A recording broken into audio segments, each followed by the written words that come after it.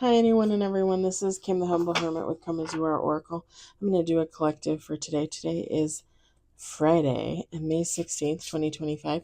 You may follow me on the Talk, the Tube, the Lemonade, the Blue Sky Social, the Pinterest, my blog, or not. Totally up to you. Link will always be in the description box. Take what resonates, leave what doesn't. If it doesn't fit, don't make it fit. If some of it fits, God's kiss. We love that for you. Whatever does not, please just leave it on the table for someone else. We don't want you taking on energy that wasn't meant for you. We're going to use The Price of Love Oracle by Crystal Banner. She has a website, kaleidodope.com, or she also has an Etsy shop if you're interested.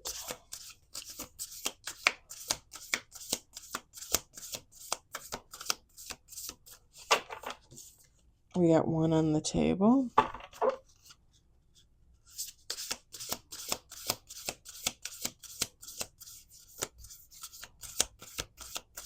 I was so excited today. I got home in like 10 minutes.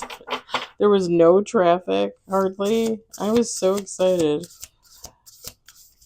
I was singing my little heart out in my car. I hope you all had a great day.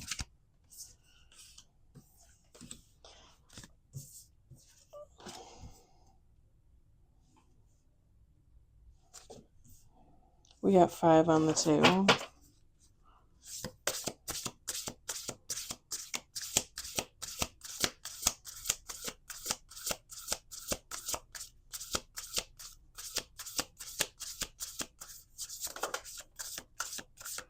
We got 6.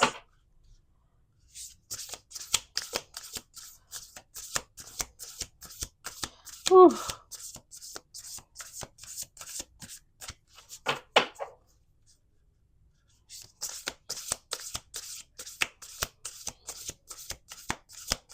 Let's do 2 more shuffles.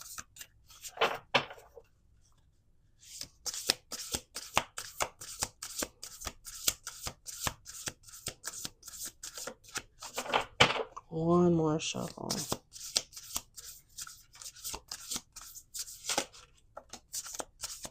Seven on the table.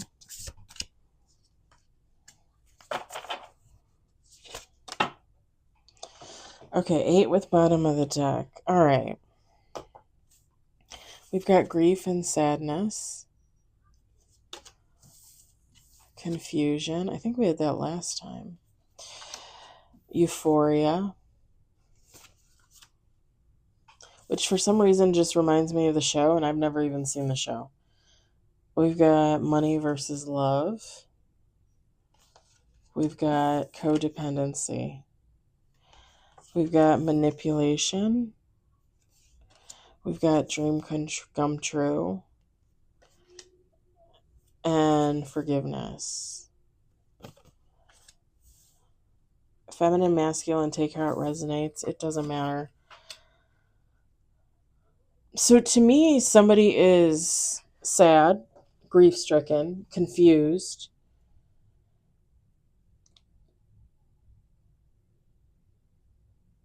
They were in some type of codependent relationship or situation that was really more about money than love. But there was some type of euphoria surrounding it. Like they didn't realize. It's basically like thinking the grass is greener and then getting over there and realizing, well, this grass ain't green at all.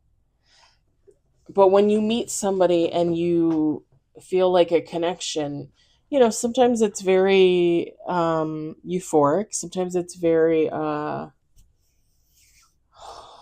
had a phrase.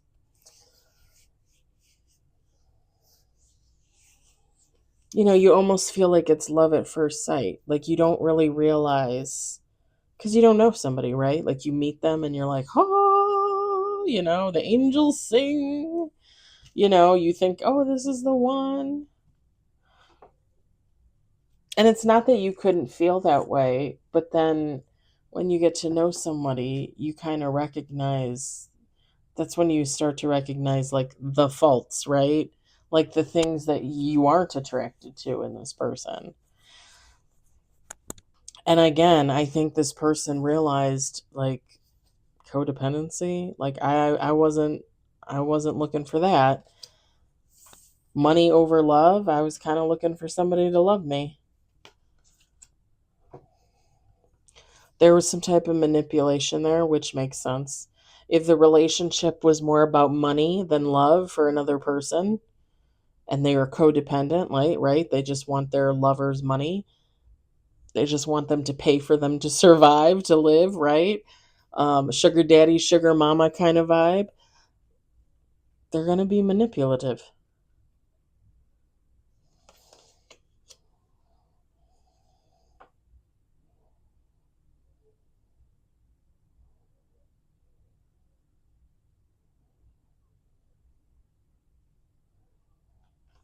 And it's kind of funny because whoever this is with the dream come true and the forgiveness, like this person thought this person was a dream come true. Like again, like grass is greener. Like they're like, oh, this person is amazing. This is my person. Like we match in like every main category, right? Like we vibe. And then underneath the surface, like the stuff starts to bubble to the surface. All the little things that they find out they don't like about this person. The forgiveness card is this person needs to forgive themselves. I think when we're in relationships, we're a little too hard on ourselves. Should we use our intuition? Of course we should. Should we listen to our gut feeling? Of course we should. Should we look at the signs and the synchronicities that we receive from God, our angels, our ancestors, our dearly departed loved ones? Should we see those signs and synchronicities and follow them? Yes. But you also got to recognize too that sometimes you meet a person and there's just something there. There's just, maybe that person was supposed to be your twin flame or your soulmate. Maybe you believe that, even though they're not, right?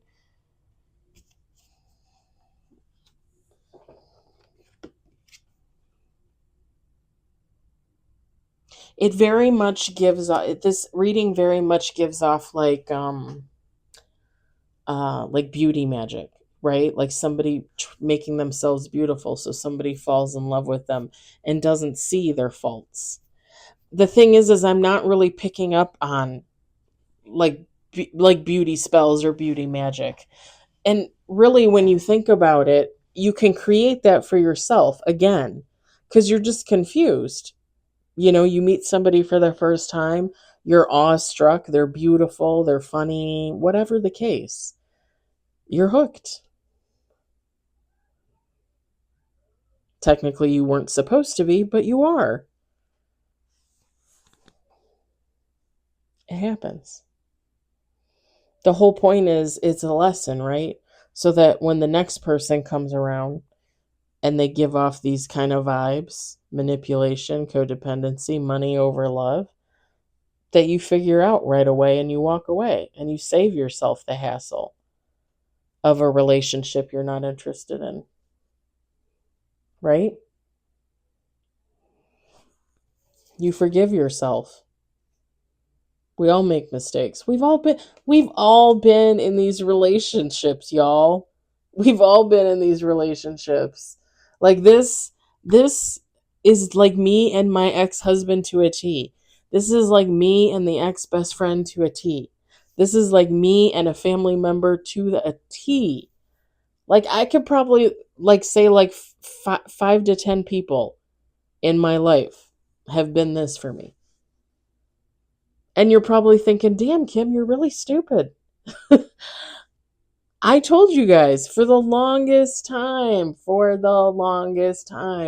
I didn't listen to my intuition. I didn't pay attention to the signs.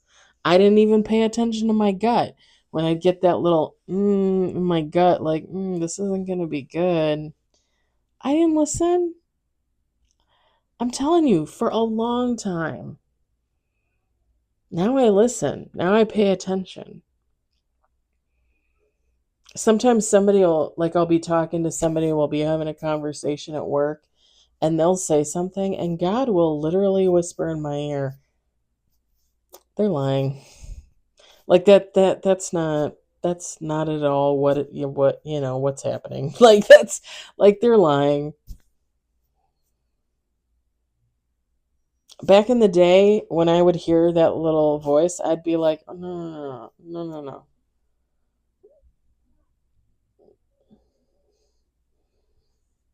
Like don't follow that voice. Follow your own voice, which is fine because you should, be who you are and follow yourself, right? Allow yourself.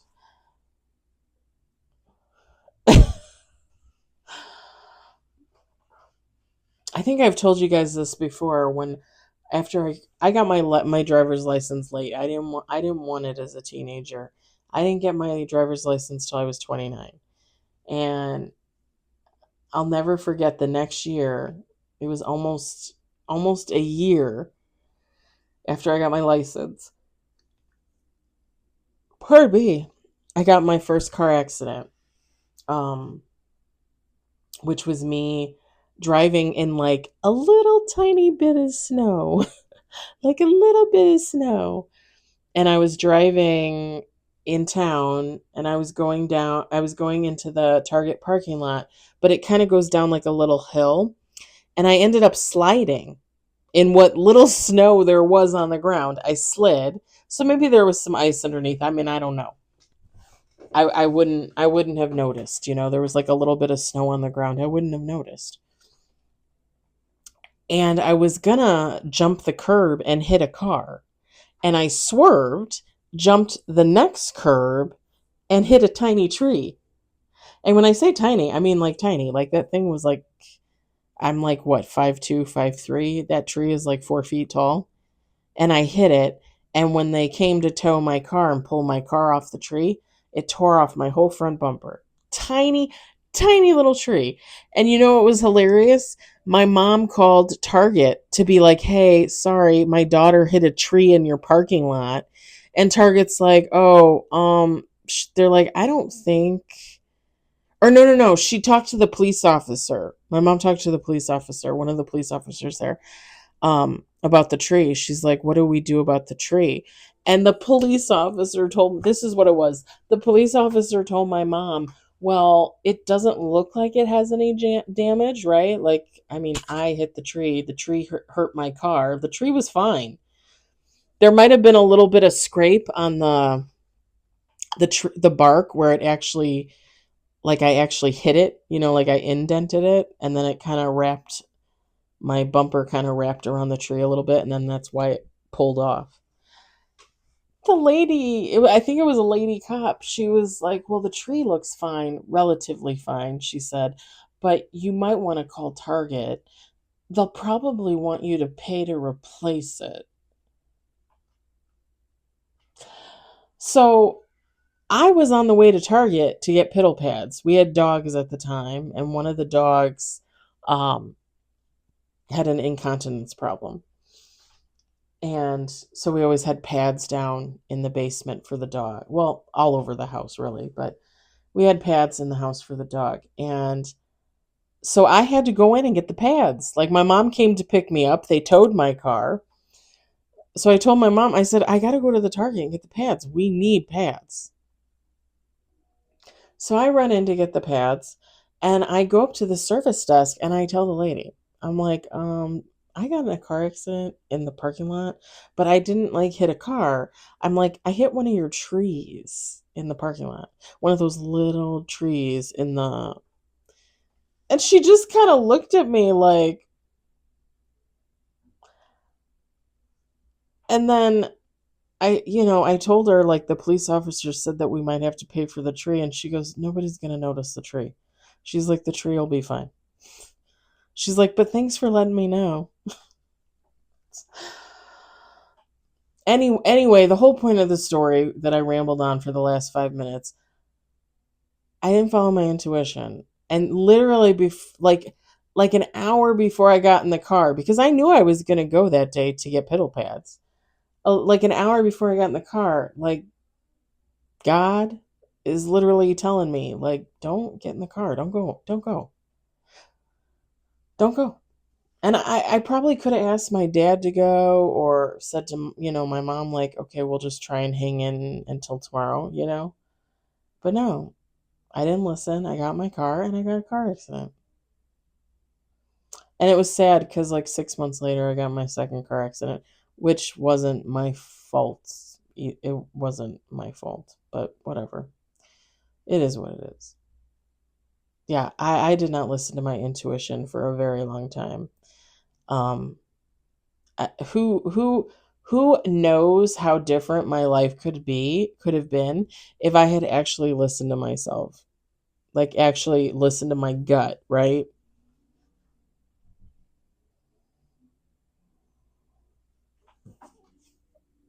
I have to forgive myself for that. I can't, like, I can talk about it and laugh about it now, but, like, I can't hang on to that, as like a weapon against myself. Like, now I do better. I pay attention.